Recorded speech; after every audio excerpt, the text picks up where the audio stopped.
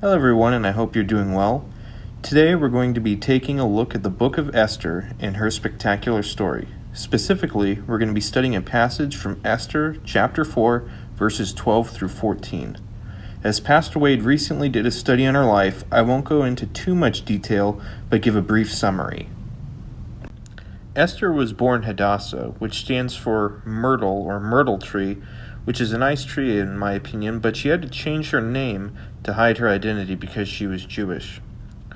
When the former queen of Persia refused the king's rather debasing request, that queen was banished, and then Esther entered a beauty contest to see if she could take her place. She wins the beauty contest, and everyone, including the king, loves Esther, not just because of her good looks, but because of her wisdom and grace. While all this is going on, Mordecai, who adopted Esther at a young age, gets into a dispute with Haman, another kingly official. Haman hates Mordecai because A, he's Jewish, and B, he doesn't bow to him on a daily basis. Then Haman goes to the king, and very cunningly, he lays a plot to destroy the Jews throughout the entire kingdom of Persia. Mordecai hears about this, and he warns Esther that she must act in chapter 4, verses 12 through 14. And they told Mordecai what Esther had said.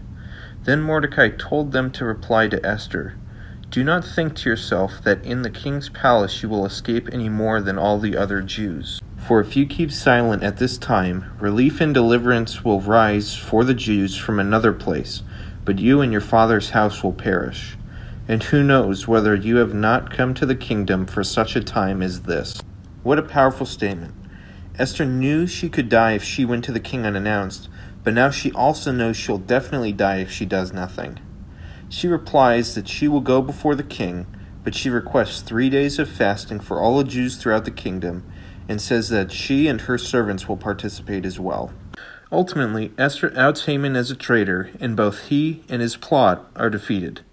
Mordecai is then promoted to the king's court, and Esther saves her people. What a happy ending. From this story, I think there are 4 takeaways that can apply to us. First, Esther's choice and Jesus' love. Esther had a tough decision to make: risk her life by going before the king unannounced, or die by the order. The choice is easy for us to make because we're removed and we know how the story ends.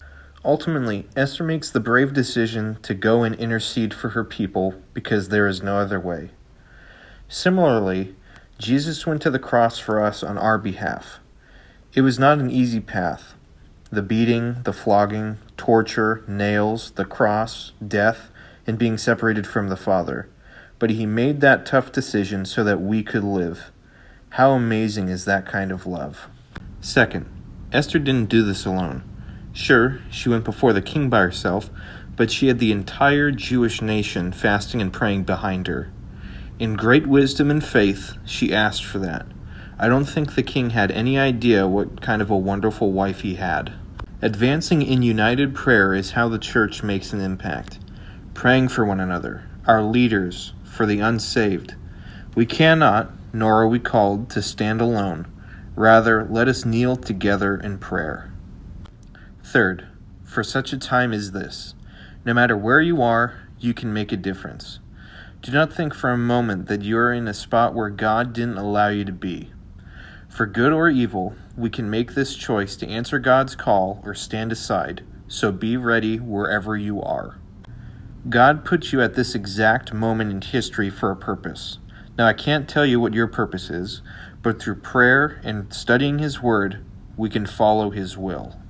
Lastly, a well-known and often quoted fact is that the name of God is never mentioned in the entire book of Esther. I think this applies perfectly for us.